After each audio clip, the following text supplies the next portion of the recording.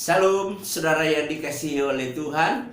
Terima kasih untuk kepercayaan yang diberikan kepada saya hari ini menyampaikan kebenaran firman Tuhan bagi seluruh jemaat yang ada di Tondano dan tentunya bagi saudara yang mendengar acara atau ibadah yang mengikuti ibadah hari ini. Terima kasih. Saudara yang dikasihi oleh Tuhan Yesus Kristus, pada pagi hari ini saya dipercayakan untuk melayani di Jemaat Tondano menggantikan Pendeta Harold Sigar. Terima kasih buat kepercayaan yang saudara berikan kepada saya. Sebelum kita membaca dan merenungkan firman Tuhan, mari kita satu di dalam doa. Tuhan Allah Bapa di surga, Allah yang kami puji sembah di dalam Kristus Yesus, Tuhan Allah dan Juru Selamat yang menebus, membenarkan dan menguduskan kami dari dosa oleh kematian dan kebangkitan Kristus. Kami bersyukur kami mendapatkan status yang besar ini dan Tuhan memberkati kami semua senantiasa. Hari ini kami akan membaca merenungkan firman-Mu. Roh Kudus, tolong kami beri fokus konsentrasi kepada kebenaran firman Allah yang akan kami baca dan renungkan, agar kebenaran ini mendorong kami untuk tetap hidup di dalam Tuhan, dalam anugerah Allah, dalam Injil kasih karunia, dan terus melayani Tuhan sekalipun ada pergumulan-pergumulan yang kami hadapi di dalamnya. Terpujilah nama-Mu dalam Kristus Yesus Allah Tuhan Juru Selamat. Kami sudah berdoa dan mengucap syukur. Amin. Shalom. Saudara yang dikasihi Tuhan, hari ini saya membawa kita untuk membaca firman Tuhan dari Filipi pasal 3 ayat 4 sampai dengan ayatnya yang ke-16. Filipi 3 ayat 4 sampai dengan ayatnya yang ke-16. Demikian firman Tuhan. Sekalipun aku juga ada alasan untuk menaruh percaya pada hal-hal lahiriah. Jika ada orang lain menyangka dapat menaruh percaya pada hal-hal lahiriah, aku lebih lagi disunat pada hari ke-8 dari bangsa Israel, dari suku Benyamin, orang Ibrani asli. Tentang pendirian terhadap hukum Taurat, aku orang Farisi. Tentang kegiatan aku penganiaya jemaat. Tentang kebenaran dalam menaati hukum Taurat, aku tidak bercacat. Tetapi apa yang dahulu merupakan keuntungan bagiku, sekarang ku anggap rugi karena Kristus. Malahan segala sesuatu ku anggap rugi karena pengenalan akan Kristus Yesus Tuhanku lebih mulia daripada semuanya. Oleh karena Dialah aku telah melepaskan semuanya itu dan menganggapnya sampah supaya aku memperoleh Kristus dan berada di dalam Dia, bukan dengan kebenaranku sendiri karena menaati hukum Taurat, melainkan dengan kebenaran karena kepercayaan kepada Kristus, yaitu kebenaran yang Allah anugerahkan berdasarkan kepercayaan. Yang ku kehendaki ialah mengenal Dia dan kuasa kebangkitannya dan persekutuan dalam penderitaannya, di mana aku menjadi serupa dengan Dia dalam kematiannya, supaya aku akhirnya beroleh kebangkitan dari antara orang mati. Bukan seolah-olah aku telah memperoleh hal ini atau telah sempurna, melainkan aku mengejarnya kalau aku dapat juga menangkapnya, karena aku pun telah ditangkap oleh Kristus Yesus. Saudara-saudara, aku sendiri tidak menganggap bahwa aku telah menangkapnya, tetapi ini yang kulakukan. Aku melupakan apa yang telah di belakangku dan mengarahkan diri kepada apa yang di hadapanku, dan berlari-lari kepada tujuan untuk memperoleh hadiah, yaitu panggilan surgawi dari Allah dalam Kristus Yesus. Karena itu marilah kita yang sempurna berpikir demikian.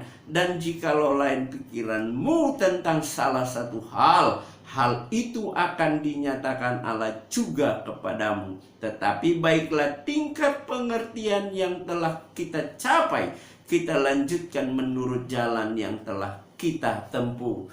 Terima kasih, terima kasih. Saudara yang dikasihi oleh Tuhan Yesus Kristus, sangat menarik pembacaan kita hari ini. Kita melihat bagaimana Paulus membawa kita untuk melihat di dalam pelayanan. Tentunya tidak segampang, tidak semudah, tidak seindah yang kita bayangkan. Paulus mengalami perlawanan-perlawanan di dalam pelayanannya, sehingga kita lihat di sini Paulus tetap mendorong jemaat Filipi untuk tetap bersukacita sekalipun ada perlawanan-perlawanan di dalam pelayanan. Nah, konteks dari pasalnya yang ketiga ayat 4 sampai 16 ini kita lihat di dalam pasal 1 Filipi 1. Kita lihat konteksnya di sana. Filipi 1 ayatnya yang ke-18 Filipi 1 ayatnya yang ke-27 dan 28. Di sana dikatakan demikian. Hanya hendaklah hidupmu berpadanan dengan Injil Kristus, supaya apabila aku datang, aku melihat, dan apabila aku tidak datang, aku mendengar, bahwa kamu teguh berdiri dalam satu roh dan sehati sejiwa berjuang untuk iman yang timbul dari berita Injil, dengan tidak digentarkan sedikit pun oleh lawanmu. Bagi mereka semuanya itu adalah tanda kebinasaan, tetapi bagi kamu tanda keselamatan, dan itu datangnya dari Allah. Jadi saudaraku yang kekasih di dalam Tuhan, kita melihat di sini gambaran yang Paulus katakan. Paulus bilang, tetaplah, hendaklah hidupmu berpadanan dengan Injil Kristus. Bahwa orang percaya yang sudah menerima Yesus, orang percaya yang sudah memiliki hidup kekal di dalam Kristus, hendaklah dalam hidupnya ini dia, orang-orang di Filipi, jemaat Filipi, para pelayan yang ada di Filipi, untuk tetap berpadanan. Kenapa? Karena dengan hidup berpadanan, walaupun ada lawan, walaupun ada orang-orang yang menentang, walaupun ada orang-orang yang tidak senang, maka dengan itu akan membawa kehidupan rohani, kehidupan orang percaya itu tidak gampang diombang-ambingkan. Jadi kita lihat bahwa melayani Tuhan ada di dalam anugerah Allah, menjaga kehidupan berpadanan dengan Injil anugerah Allah, bukan berarti tidak ada masalah. Justru orang yang hidup di dalam pelayanan, orang yang terus-menerus memberitakan Injil dan menjaga kesaksian hidupnya, itu ada banyak perlawanan-perlawanan yang dia hadapi. Paulus menghadapi perlawanan yang cukup luar biasa, di mana ada orang-orang Yahudi yang datang ke jemaat-jemaat, khusus di jemaat Filipi, mempengaruhi orang-orang Filipi dengan mempertontonkan atau memperlihatkan bagaimana kehidupan mereka secara Yudaisme. Saudara yang dikasihi oleh Tuhan, itu sebabnya Paulus menulis surat kepada jemaat ini dan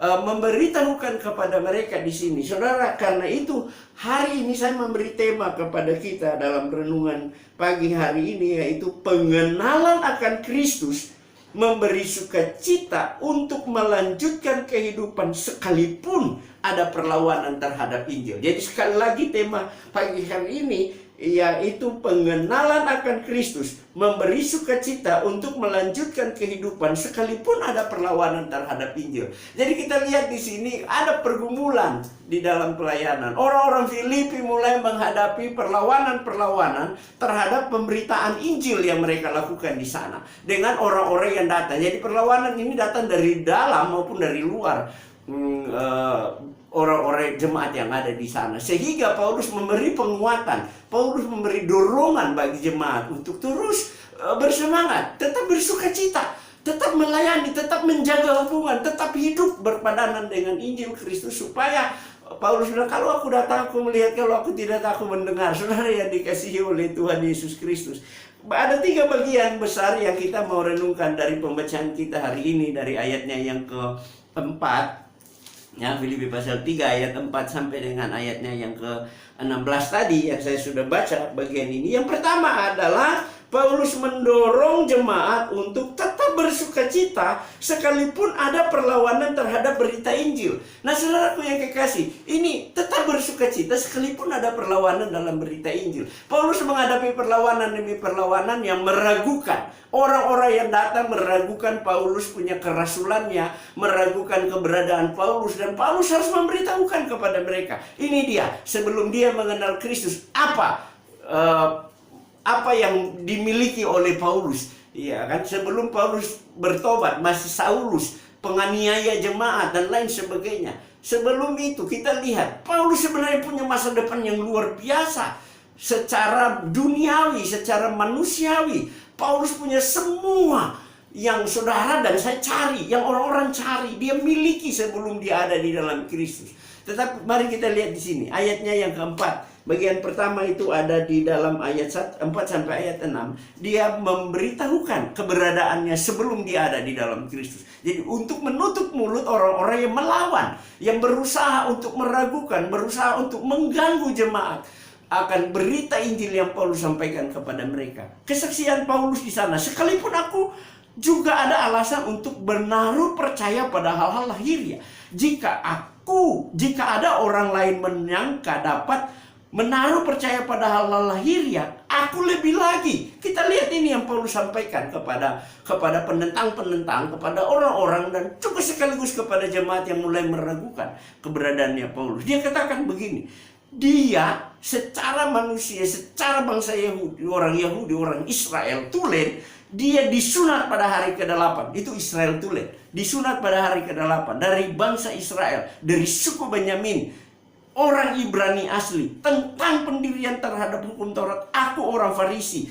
Tentang kegiatan, aku penganiaya jemaat. Tentang kebenaran dalam menaati hukum Taurat, aku tidak bercacat. Saudara lihat, sebelum Paulus mengenal Kristus, dia mau menutup mulut para penantang-penentang terhadap pelayanan yang dia lakukan ini, yaitu dia mulai menceritakan apa yang dia miliki sebelum dia ada di dalam Kristus. Dia adalah seorang Yahudi tulen, orang Ibrani tulen, sejati, disunat pada hari ke-8. Kemudian apa yang dia lakukan? Dia dari suku Benyamin. Sudah kenali, Paulus dari suku Benyamin. Suku Benyamin adalah suku yang pertama melahirkan raja di Israel. Ya, kita lihat di sana bahwa dia berada dari keturunan ini, saudara yang dikasihi oleh Tuhan. Ya, kalau mau dia banggakan dirinya kepada hal-hal lahiriah yang dia punya, dia bisa membanggakannya. Kenapa? Karena dia memiliki sebelumnya. Dia memiliki semuanya itu. Dia adalah seorang yang luar biasa. Dia dididik dengan luar biasa. Kemudian dia adalah orang Ibrani asli. Pendirian terhadap hukum Taurat. Aku orang Farisi, seorang orang Farisi. Dari begitu banyak manusia di Israel, di Yehuda, di Israel sana, kita lihat bahwa tidak semua orang dari suku golongan Farisi. Di Israel itu ada dua elit yang paling luar biasa yang dimiliki dalam kehidupan mereka, yaitu elit orang-orang Farisi dan juga orang-orang Saduki. Orang Farisi adalah elit-elit rohani. Sehingga saudaraku yang kekasih dalam Tuhan, Paulus bilang tentang pendirian, dia adalah seorang Farisi. Bagaimana tidak hebat Paulus sebelumnya sebelum dia mengenal Kristus. Dia sudah punya sebelumnya. Jadi ketika dia dalam Kristus, bukan dia mau mencari sesuatu yang ini, tetapi dia sudah punya sebelumnya. Mengapa dia harus meninggalkan semua hal ini?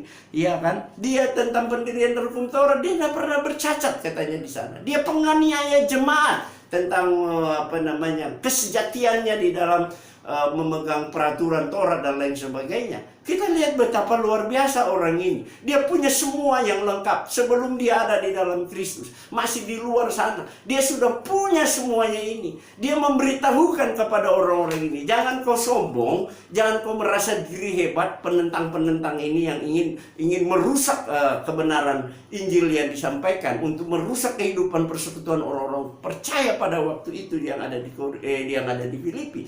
Paulus memberitahukan, saya punya semuanya.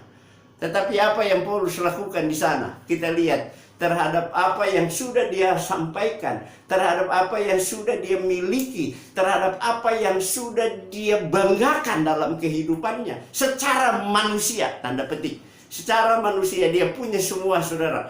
Tidak ada yang kurang dari Paulus. Kalau mau dijadikan sesuatu yang dapat memegahkan diri dengan apa yang dia punya, Paulus bisa bermegah dengan semuanya itu. Tapi apakah Paulus bermegah? Tidak. Dia tidak merasa bangga apa yang pernah dia miliki sebelum dia ada di dalam Kristus. Apa yang menjadi kebanggaan? Jadi Paulus membungkam mulut orang-orang yang menyombongkan diri. Paulus membungkam mulut orang-orang yang menganggap diri mereka hebat, orang Farisi, orang Yahudi dan lain sebagainya. Paulus bilang, wow, kamu nggak lihat saya, kamu nggak tahu saya. Boleh cari, boleh tanya kepada orang-orang pada waktu itu, siapa Paulus sebenarnya? Saudara yang dikasihi oleh Tuhan, dia adalah seorang murid terbaik dari Gamaliel. Gamaliel adalah salah satu imam yang paling dihargai, dihormati pada waktu itu. Dan dia mendidik Paulus dengan luar biasa disiplin ketatnya. Sehingga dia menjadi salah satu orang paling hebat, salah satu mazhab yang terbaik di Israel pada waktu itu. Ya, kita lihat dia walaupun masih muda, tetapi dia punya segudang pengetahuan, dia punya segudang pengalaman. Dia tidak hanya memiliki pengetahuan secara rohani di dalam pemahaman Alkitab, tetapi juga dia punya pengetahuan yang luar biasa ya di luar sana. Kalau kita mau lihat latar belakang sebelumnya, Paulus juga adalah orang yang terlahir dari bangsanya. Dia adalah orang Ibrani asli, tetapi dia terlahir sebagai warga negara Roma, dan di sana dia mendapatkan pendidikan sekuler yang luar biasa, sehingga kita melihat Paulus tidak punya kekurangan apapun. Anda mau bicara tentang filsafat, pengetahuan duniawi, hikmat dunia, dia punya semuanya, sampai kepada pemahamannya terhadap firman Allah, atau dalam hal ini hukum Taurat yang menjadi apa namanya ya, pegangan yang kuat, yang hebat yang mereka miliki. Jadi sudah lihat di sini bagaimana Paulus mau membungkam, menutup mulut para penantang-penantang yang selama ini menentang, yang berusaha untuk menggagalkan pelayanan berita Injil yang digencar, yang dilakukan secara gencar oleh Paulus dan juga orang-orang Filipi, para pelayan-pelayan yang melayani pada waktu itu. Orang-orang ini datang untuk menciutkan hati anak-anak Tuhan yang ada di Filipi agar mereka tidak serius melayani. Saudara yang kekasih, di dalam pelayanan kita juga hal-hal seperti ini terjadi. Tidak ada pelayanan yang baik, pelayanan yang benar, pelayanan yang serius, pelayanan yang mengedepankan kehendak Tuhan. Itu tidak dilawat. Setiap kali kita memberitakan Injil yang benar, setiap kali kita memberi pelayanan yang terbaik, kita memperhadapkan diri kita benar di hadapan Allah, kita mau hidup berpadanan dengan Injil Kristus, maka selalu ada penentang-penentang, selalu ada hal-hal yang melawan kita, yang menerobos untuk membuat kita jatuh, putus asa, menjadi ketakutan, menjadi tidak berdaya, menjadi tidak bergairah melayani. Jadi saudaraku yang kekasih, seringkali Tuhan juga mengizinkan tantangan-tantangan itu, perlawanan-perlawanan itu, untuk menguji apakah kita benar-benar pada komitmen. Jangan saudara melayani karena saudara mau melayani dengan suasana yang enak, yang dapat diterima. Sekalipun Anda ditantang, sekalipun Anda dilawan, Anda fokus bukan kepada manusia. Kita fokus bukan kepada manusia. Fokus kita kepada Allah yang memberi hidup, kepada Kristus yang telah memberi hidup bagi kita. Kristus yang sudah mati berkorban, yang juga dalam sepanjang hidupnya mengalami perlawanan demi perlawanan sampai dia ada di atas kayu salib. Untuk apa? Untuk menolong saudara dan saya, untuk menyelamatkan kita, agar kita diselamatkan. Dan setelah kita diselamatkan, Allah menyuruh kita untuk hidup berpadanan dengan Injil Kristus. Supaya apa? Supaya kita bisa melayani dengan leluasa. Saudara, ketika Anda hidup berpadanan dengan Injil Kristus, Anda hidup sehati, sejiwa, melayani, berjuang bersama-sama, bergandengan tangan bersama. Adapun perlawanan di dalam kehidupan kita dalam pelayanan, itu tidak akan mengganggu kita. Tapi kalau ketika kita sudah tidak hidup berpadanan dengan Injil Kristus, kita tidak hidup sehati, sejiwa di dalam pelayanan, bersama-sama bergandengan tangan melayani, saya mau kasih tahu, ada sedikit perlawanan kita jatuh, ada sedikit masalah kita mundur, ada sedikit persoalan kita kecewa dan kita lari meninggalkan pelayanan. Sementara pelayanan ini Tuhan percayakan kepada kita. Itu yang membuat Paulus tetap bergairah. Walaupun ada perlawanan, dia tetap bersukacita. Bersukacita di dalam pelayanan ini, saudara, kuncinya adalah sukacita sekalipun. Sukacita melayani sekalipun Ada perlawanan-perlawanan, ada tantangan-tantangan. Zaman sekarang tantangannya beda. Hari ini tantangannya beda. Di dalam kita mau melayani, kita mau leluasa memberitakan Injil, ada datang virus corona. Ada tantangan-tantangan yang kita hadapi dalam hidup ini. Tetapi tantangan itu tidak membuat kita harus mundur. Tidak membuat kita harus kecewa dengan hidup ini. Kita harus melangkah terus melangkah. Dan berjalan terus. Belah kebenaran, hidup dengan kehidupan yang benar di dalam Tuhan. Saudara, itu yang pertama. Ya, Paulus memberitahukan kepada mereka, sebelum dia di dalam Kristus, dia punya semua yang bisa dapat dia banggakan. Tetapi apa yang dia katakan? Bagian kedua adalah pengenalan akan Kristus merubah tujuan hidup. Jadi ketika Paulus punya pengenalan akan Kristus, dapat merubah tujuan hidupnya. Ayat 7 sampai ayat 11. Di sana dikatakan begini. Tetapi apa yang dahulu merupakan keuntungan bagiku, sekarang kuanggap rugi karena Kristus. Malahan segala sesuatu kuanggap rugi karena pengenalan akan Kristus Yesus Tuhanku lebih mulia daripada semuanya itu. Oleh karena Dialah aku telah melepaskan semuanya dan menganggapnya sampah supaya aku memperoleh Kristus. Saudaraku yang kekasih, dan berada di dalam Dia bukan dengan kebenaranku sendiri karena menaati hukum Taurat, melainkan dengan kebenaran karena kepercayaan kepada Kristus, yaitu kebenaran yang Allah anugerahkan berdasarkan kepercayaan. Jadi saudara yang dikasihi oleh Tuhan, kemudian ayat 10 dikatakan, yang ku kehendaki ialah mengenal Dia dan kuasa kebangkitannya dan persekutuan dalam penderitaannya, di mana aku menjadi serupa dengan Dia dalam kematiannya, supaya aku akhirnya beroleh kebangkitan dari antara orang mati. Saudara, ini komitmen Paulus. Jadi kita lihat bagian kedua dari pembacaan kita ayat 7 sampai ayat 11. Di sana dikatakan pengenalan akan Kristus merubah tujuan hidup. Saudara, kita lihat di sini pengenalan Paulus terhadap Kristus. Sebelum Paulus mengenal Kristus, Paulus bisa membanggakan semua yang ada di atas. Yang pertama kita sudah bahas. Tetapi setelah dia mengenal Kristus, pengenalannya akan Kristus merubah tujuan hidupnya. Saudaraku yang kekasih, kalau dulu satu kebanggaan sekarang dianggap rugi. Apa yang dulu pernah kuanggap sesuatu yang dapat membanggakan diri, sekarang tidak kuanggap lagi, kuanggap rugi. Bahkan ini yang paling ekstrim, saudara lihat, untuk memberitahukan kepada para lawannya yang ingin menjatuhkan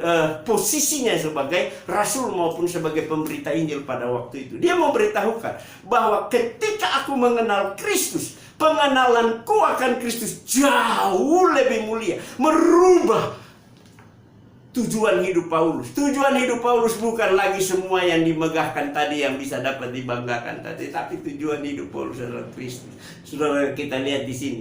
Ketika dia mengenal Kristus, yang tadinya dianggap sebuah keuntungan besar yang bisa dapat dibanggakan, ya, dimegahkan dalam kehidupan, dia dianggap rugi, bahkan dianggap sampah. Saudara, beranikah kita?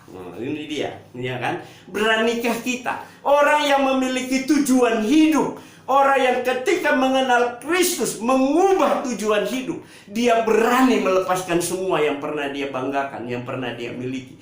Hari ini kita lihat bahwa banyak anak-anak Tuhan yang sudah jadi anak Tuhan, bangga jadi anak Tuhan, tapi masih bangga dengan kehidupan duniawi yang dia punya.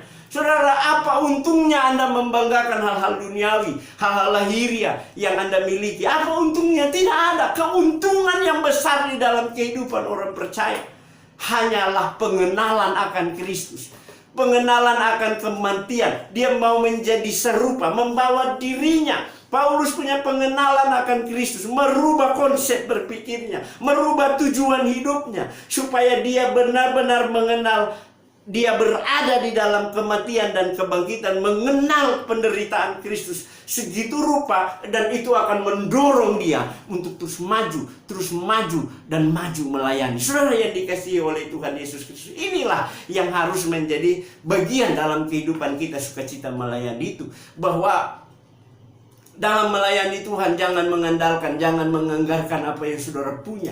Jangan Anda membanggakan kedagingan, kehidupan lahiriah, saya punya ini dan itu. Wow, Saudara, apakah itu bisa dapat kita bawa? Tidak ada. Paulus sadar sekali bahwa semua yang pernah dia banggakan, yang pernah dimiliki, tidak ada sesuatu pun yang bisa dapat dia bawa dalam kemuliaan. Selain dia harus datang tunduk kepada Kristus dan taat kepada Kristus, melayani Kristus dan menganggap semuanya sampah, supaya dia fokus bukan kepada hal-hal lahiriah yang dapat dia banggakan, tetapi dia memiliki tujuan hidup yang jelas. Dia lepaskan semuanya, dia anggap sampah, supaya dia fokus kepada Kristus dan kuasa kematian kebangkitan dan kekuatan kebangkitan, kekuatan penderitaan Kristus untuk memberikan kekuatan kepada dia melangkah walau di dalam tekanan-tekanan, di dalam pergumulan, di dalam persoalan hidup. Kristus menjadi tujuan, memuliakan Allah menjadi tujuan dalam kehidupannya. Sehingga kita melihat luar biasa kehidupan dari Rasul Paulus, kehidupan yang benar-benar sangat memberkati, dan dia mendorong jemaat untuk terus, dia mendorong kita hari ini untuk terus melayani, bukan membanggakan hal-hal lahiriah kita, tetapi kita membanggakan diri kita di dalam Tuhan. Kita ada di dalam Kristus dan kita mau tetap fokus untuk memuliakan Allah dengan kehidupan kita. Hal yang ketiga, saya tidak mau lama-lama karena kita tidak punya banyak waktu untuk itu.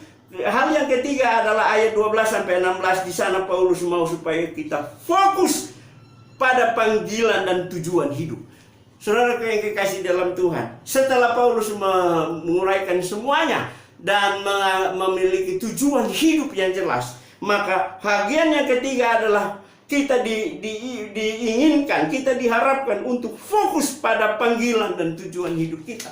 Saudara yang kekasih, Anda kalau fokus pada panggilan dan tujuan hidup saudara, maka saudara akan melakukan banyak hal sekalipun ada perlawanan-perlawanan yang Anda hadapi di dalam kehidupan dan pelayananmu. Kita fokus kepada tujuan, kepada panggilan hidup, kepada tujuan hidup itu. Ya, ayatnya yang ke-12-16 di sana dikatakan demikian.